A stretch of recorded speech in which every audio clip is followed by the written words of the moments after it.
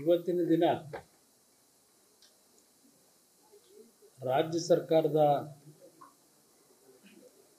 ಒಂದು ಗ್ರೇಟರ್ ಬೆಂಗಳೂರಿನ ಕಟ್ಟತಕ್ಕಂಥ GBA ಕಾರ್ಯಕ್ರಮ ಬಿಡದಿಯ ಭಾಗದಲ್ಲಿ ಟೌನ್ಶಿಪ್ ಅನ್ನು ಮಾಡಬೇಕು ಅಂತಕ್ಕಂಥ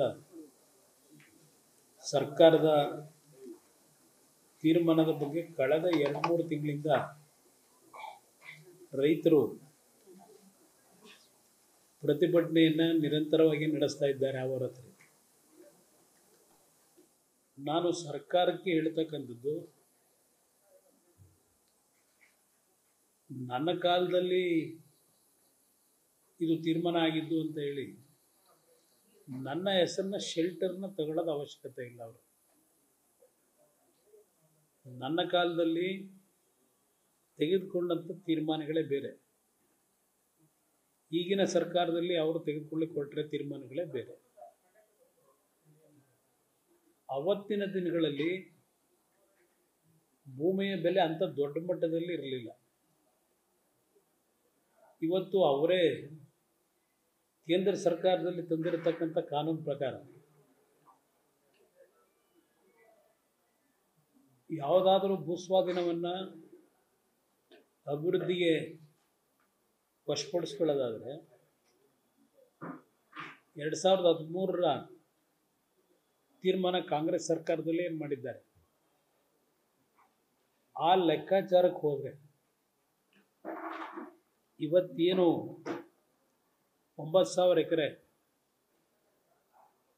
ಅಕ್ವೈರ್ ಮಾಡಬೇಕು ಅಂತ ಹೊರಟಿದ್ದಾರೆ ಟೌನ್ಶಿಪ್ಗೆ. 2016-17 ಇದೇ ಸಿದ್ದರಾಮಯ್ಯವರು ಮುಖ್ಯಮಂತ್ರಿಗಳು, ಇದೇ ಉಪಮುಖ್ಯಮಂತ್ರಿಗಳು, ಬೆಂಗಳೂರಿನ ಉಸ್ತುವಾರಿ ಸಚಿವರು 16-17ರಲ್ಲಿ ಈ ಒಂದು ವ್ಯಾಪ್ತಿಯಲ್ಲಿ ಬರ್ತಕ್ಕಂಥ ಒಂದು ಗಾಲ್ಫ್ ಕ್ಲಬ್ ಏನಿದೆ ಈಗಲ್ಟನ್, ಅಲ್ಲಿ ಸರ್ಕಾರದ ಖರಾಬ್ ಲ್ಯಾಂಡ್ಗಳನ್ನು ಆ ಒಂದು ಗಾಲ್ಫ್ ಕ್ಲಬ್ನ ಒಳಗಡೆ ಅವರು ಆಕ್ರಮಿಸ್ಕೊಂಡ್ಬಿಟ್ಟಿದ್ದಾರೆ ಅಂತ ಹೇಳಿ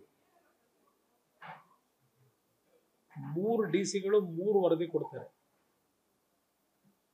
3 DC-ಗಳು 2018ರಲ್ಲಿ ಅಂತಿಮವಾಗಿ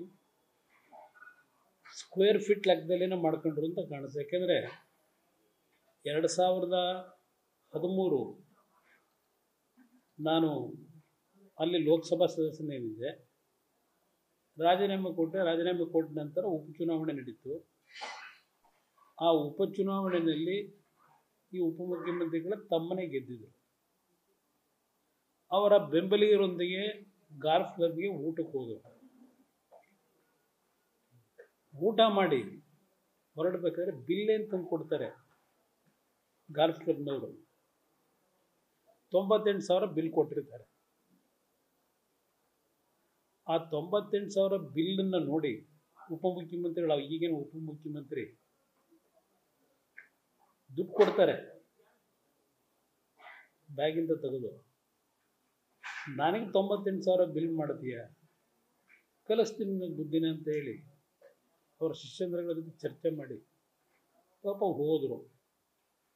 ಶ್ರೀನಿವಾಸ ಮೂರ್ತಿಯವರು ಕಂದಾಯ ಸಚಿವರಿದ್ದಾಗ ಆ ಒಂದು ಖರಾಬ್ ಲ್ಯಾಂಡ್ ಏನಿತ್ತು, ಶ್ರೀನಿವಾಸ ಪ್ರಸಾದ್ ಅವರಿದ್ದಾಗ 12 ಕೋಟಿಗೋ 13 ಕೋಟಿಗೋ ಹಣ ಕಟ್ಟಲಿಕ್ಕೆ ಅಂತೇಳಿ ಆದೇಶ ಮಾಡಿದ್ರು. ಇಲ್ಲಿ 98,000 ಬಿಲ್ ಮಾಡಿದ್ರು ಅಂತೇಳಿ ಇದೇ ಸಿದ್ದರಾಮಯ್ಯನವರು ಮುಖ್ಯಮಂತ್ರಿಗಳು, ಕಾಗೋಡು ತಿಮ್ಮಪ್ಪನವರು ರೆವಿನ್ಯೂ ಮಿನಿಸ್ಟ್ರು, ಇವರು ಜಿಲ್ಲಾ ಉಸ್ತುವಾರಿ ಸಚಿವರು, ಏನು ರೇಟ್ ಹಾಕ್ಬೋದು ನಿಮ್ಮ ಲೆಕ್ಕಾಚಾರದಲ್ಲಿ? 70 ಎಕರೆ ಭೂಮಿ ಆ ವ್ಯಾಪ್ತಿಯೊಳಗೆ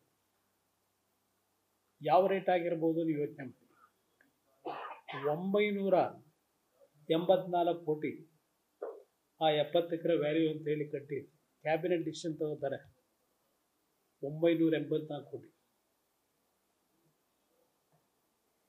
ಇದರ ಅಟ್ಯಾಚ್ಡ್ ಎಲ್ಲ ಏನು ಮಾಡಕ್ಕೆ ಹೊರಟಿದ್ದಾರೆ. ಇದರ ಅಟ್ಯಾಚ್ಡ್ ಭೂಮಿ ಅದು. ಅವ್ರು ಡೆವಲಪ್ ಮಾಡಿರೋದು ಬೇರೆ. ಇವತ್ತು ಗಾಲ್ಫ್ ಕ್ಲಬ್ ಮಾಡಿರೋದು ಡೆವಲಪ್ ಆಗಿರತಕ್ಕಂಥದ್ದು ಬೇರೆ. ನನ್ನ ಅಭಿಪ್ರಾಯದಲ್ಲಿ ಇವತ್ತು ಆಗಿನ ಸಂದರ್ಭದಲ್ಲಿ ಇದೇ ಸರ್ಕಾರ, ಇದೇ ಮುಖ್ಯಮಂತ್ರಿ, ಇದೇ ಉಪಮುಖ್ಯಮಂತ್ರಿ ಎಲ್ಲ ಸೇರಿ ಎಕರೆಗೆ 13 ಕೋಟಿ ಫಿಕ್ಸ್ ಮಾಡಿದಾರಲ್ಲ. 1:3 ಮಾಡಿ. ಈಗ ನೀವೇ ಫಿಕ್ಸ್ ಮಾಡಿದ್ದಲ್ವಾ? 3 ಜನ ಅಧಿಕಾರಿಗಳು 3 ವರದಿ ಕೊಟ್ಟರು. ಅದೆಲ್ಲ ಕಸದ ಬುಟ್ಟಿಗೆ ಹಾಕಿ ನೀವು ಫಿಕ್ಸ್ ಮಾಡೋದಲ್ಲ ರೇಟು. ಅವತ್ತು ಕೊಟ್ಬಿಡಿ ರೈತನಿಗೆ 1:3. ನಿಮ್ಮ ಕಾನೂನು ಇದೆ 2013. ಆಗ ನಾನೇ ಹೇಳ್ತೀನಪ್ಪ ನಮ್ಮ ರೈತರಿಗೆ. ಇವತ್ತು ಅಲ್ಲಿ ಭಾಗದಲ್ಲಿ ರೈತರು ಹಸುಗಳು ಕಟ್ಟಿದ್ದಾರೆ, ಒಳ್ಳೆ ರೇಷ್ಮೆ ಬೆಳೆ ಬೆಳೀತಾ ಇದ್ದಾರೆ. ರೇಷ್ಮೆ ಬೆಳೆ ರೇಟು ಉತ್ತಮವಂತ ರೀತಿಯಲ್ಲಿದೆ. ಭತ್ತ ಬೆಳೀತಾರೆ, ತೆಂಗಿನ ಗಿಡಗಳಿದೆ. ಏನಾದರೂ ಹೋಗಿ ಕನಕಪುರದ ಭಾಗದಲ್ಲಿ ಡ್ರೈ ಲ್ಯಾಂಡ್ ಇದೆಯಲ್ಲ, ಮಾಡಿ ಅಲ್ಲೆಲ್ಲ ಡೈರಿ ಮಾಡೋದ್ರಲ್ಲ. ಆಗ ಆ ಡೈರಿ ಮಾಡಬೇಕಾದ್ರೆ ಅಲ್ಲಿ ರೇಟ್ ಏನಿತ್ತು, ರೈತರಿಗೆ ರೇಟ್ ಎಷ್ಟು ಕೊಟ್ರಿ? ನಿಮ್ಮ ಜೊತೆಲಿರೋ ಪಟಾಲಂಗಳು GPM ಮಾಡ್ಕೊಂಡು ಬೆಂಗಳೂರು ಡೈರಿಯಿಂದ ಎಷ್ಟು ದುಡ್ಡು ತಗೊಂಡ್ರಿ ಆ ಭೂಮಿಗೆ? ಇತಿಹಾಸ ಇದೆ ಇವೆಲ್ಲ. ನ್ಯೂಸ್ ಫಸ್ಟ್, ನಿರ್ಭೀತಿಯಿಂದ ನಿಮ್ಮ ಪರವಾಗಿ.